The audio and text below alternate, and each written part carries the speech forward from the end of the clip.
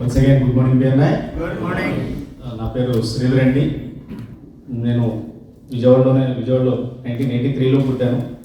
పుట్టినప్పటి నుంచి నేను 1 year అప్పటి నుంచి మాది వ్యాపారమే. ఇంట్లో చిన్న షాప్ ఉండేది. ఇక బై బర్త్ బిజినెస్ చిల్లర కొట్లోనే పెరిగాను. 9వ సంవత్సరంలో కొట్లో అడుగు పెట్టాను. అప్పటి నుంచి యాజ్ అండ్ డేట్ జర్నీ చేస్తూనే ఉన్నాను. మా ప్రొడక్ట్ గురించి అంటే ఇక్కడ ఆల్మోస్ట్ అందరూ పుట్టినప్పటి నుంచి అందరూ అన్నీ తినే వస్తువులే కాబట్టి మా ప్రొడక్ట్ గురించి ఎక్స్ప్లెయిన్ చేయాలంటే లాట్ ఆఫ్ ఉంటాయి. కాకపోతే ఏంటంటే మా గురించి చెప్పాలంటే మీరు ఏదైనా డౌట్లు ఉంటే మేము ఎక్కువగా క్లారిఫై చేయడానికి, అవి మీరు ఎలా స్టోరేజ్ చేసుకోవాలనుకున్నారో, ఎలా పర్చేస్ చేయాలనుకుంటున్నారో, అలాంటి ఏదైనా డౌట్లు ఉంటే నేను ఎక్కువగా క్లారిఫై చేయగలను. ఏమన్నా అడగాలనుకుంటే అడగచ్చు. ప్రొడక్ట్స్ గురించి అంటే మన ఫుడ్ నామ్స్ ప్రకారం ఏంటంటే ఒక 45 years బ్యాక్ మన ఫుడ్ నామ్స్ ఇవని అదే ప్రజెంట్ కూడా అదే నామ్స్ ప్రకారం ఫుడ్ రావాలంటే రాదండి. ఎందుకంటే వాతావరణంలో మార్పులు జరిగినాయి.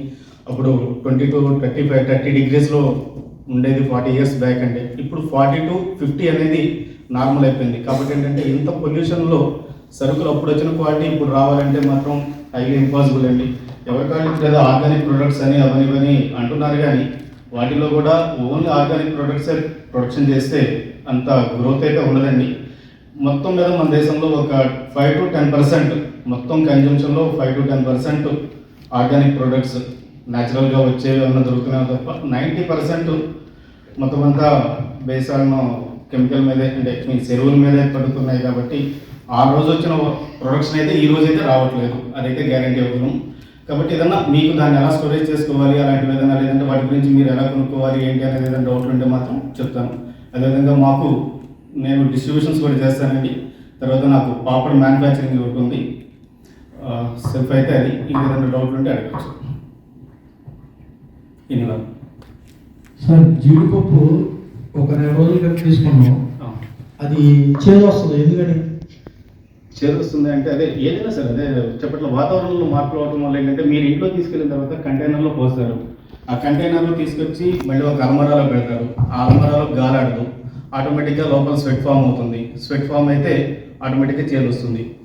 స్వెట్ ఫామ్ అయితే పురుగు పుడుతుంది. ఆ పురుగు పుట్టకపోయినా మనం ఇప్పుడు అన్నం ఇవాళ వండామండి, రేపు పొద్దున వరకు ఉంటుందా అంటే ఒక జాగ్రత్తగా వండితే ఉంటుంది. అది పాత బియ్యం అయితే ఉంటాయి, స్టీమ్ బియ్యం అయితే ఉండవు. అలాగే స్టీమ్ బియ్యం అయితే ఏమవుతుంది, రాత్రికే కొంచెం మెతుకులు ఒక్కసారి మేకుల్లా తయారవుతాయి. అదే పచ్చి బియ్యం అనుకోండి, రేపు పొద్దున వరకు రైస్ ఉంటుంది. అదే రేపు మధ్యాహ్నం వరకు అనుకోండి, లైట్గా స్మెల్ స్టార్ట్ అవుతుంది.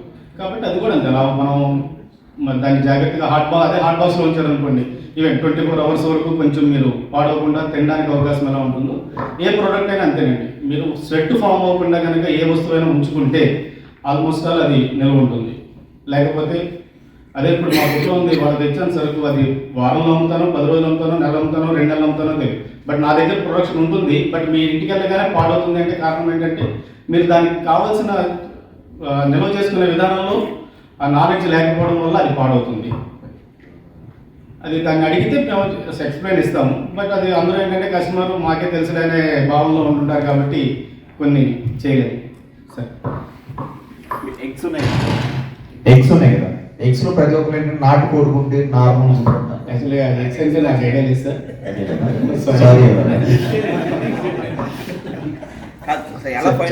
మైక్ అక్కడ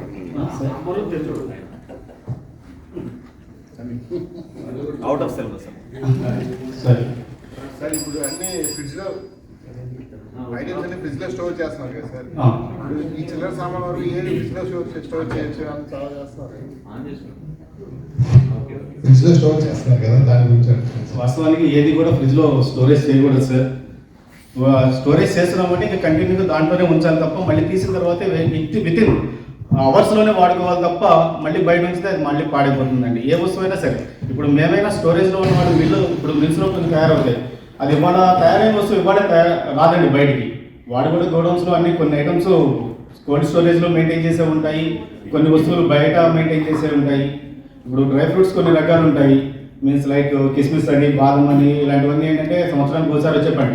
వాటిని ఏం చేస్తారంటే మేము కూడా తీసుకొచ్చి ఒక హోల్సేలర్ అయినా స్టోరేజ్లోనే స్టోరేజ్ చేస్తారు. వాటిని బయటకు తీసుకొచ్చిన తర్వాత వితిన్ వాళ్ళు ఎన్ని రోజుల్లో ఒక వారం ఇంకా 2 రోజులు మేము అమ్ముకుంటాం అనుకున్న ఇప్పుడు 10 బాక్సులు తెచ్చాను నేను షాప్కి.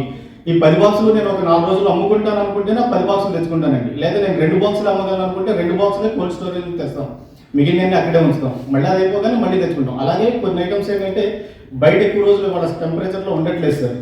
కాబట్టి ఏంటంటే అన్ని స్టోరేజ్లో ఫ్రిడ్జ్లో పెట్టలేదు, పెట్టకూడదు కూడా.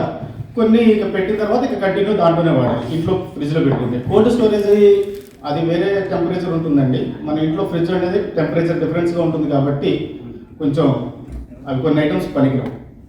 ఇప్పుడు చెప్పాలంటే డబుల్ డోర్ సిస్టమ్ అయిపోయి ఆఖరికి ఈవెన్ బెల్లము, పందార ఇవి కూడా మీరు స్టోరేజ్ చేస్తున్నారు. అదైతే తప్పండి. విడిగా అది కొన్ని కండిషన్స్ ఉంటాయి. బయట 50 డిగ్రీల దాంట్లో కూడా ఉండే సరుకులు ఉంటాయి. పందారు ఉంది 100 డిగ్రీలు ఉన్నా అదేం కరగదు, బయట ఉంచుకోవచ్చు. తీసుకెళ్ళి దాన్ని కూడా చీమలు పడుతున్నాయని చెప్పి ఫ్రిడ్జ్లో పెడుతున్నారు. అది సార్ ఇప్పుడు మేజర్గా కుకింగ్లో వాడేది ఆయిల్స్. ఈ ఆయిల్స్ చాలామంది గానుగ నూనె వాడండి, ఎరకనే ఆయిల్స్ ఏమి వాడద్దు అని చెప్పి అంటారు. అది అసలు ఎంతవరకు కరెక్ట్? అండ్ ఒకవేళ ఫ్రీడమ్ ఆయిల్స్ అలాంటివి అయితే ఏ ఆయిల్స్ వాడితే బెటర్? ఓకే, దానికి కూడా అది కూడా ఏంటంటే చెక్క గానుగా ఇవేది గానుగలు వాడచ్చండి. కాకపోతే ఏంటంటే అవి ఎంతవరకు కరెక్ట్, వాడు ప్రొడక్షన్ ఇస్తున్న వాటిలో ఎంతవరకు కరెక్ట్ అనేది కూడా మనం చూసుకోవాలి. గానుగలు తింటే మన నోరు కొట్టుకుపోతుందండి. ఇవాళ అంత స్టామినా ఉన్న పర్సన్స్ కూడా లేరు, తిని అరాయించుకునేంత శక్తి ఉన్న వాళ్ళు కూడా నాకు తెలిసి లేరు. ఎందుకంటే ఆల్మోస్ట్ ఆ లైఫ్ మన ఫోర్ ఫాదర్స్ ఉన్న దాంట్లో మనకి 50% కూడా మనకి ఓపిక లేదని చెప్పాలి. అది తిన్నాళ్ళు, అది అరాయించుకున్న వాళ్ళు ఇవాళ ఉన్న జనరేషన్లో అయితే అరాయించుకోవడం కొంచెం కష్టమే.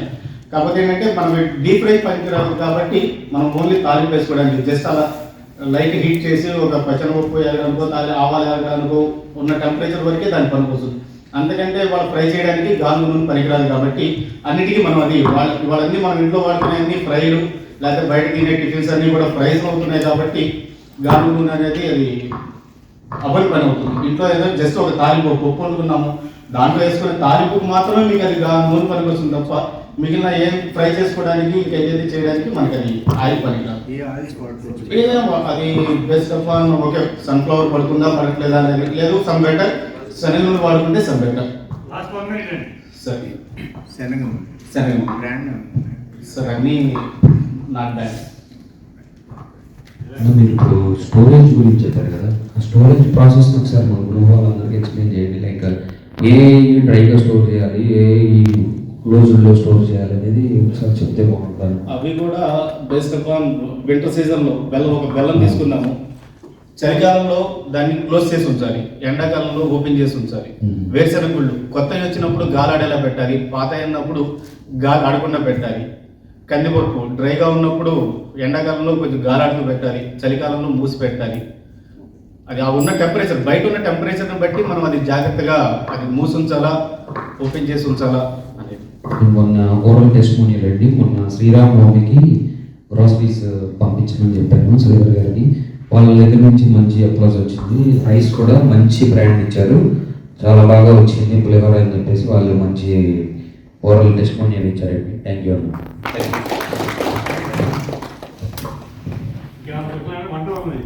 Thank you sir.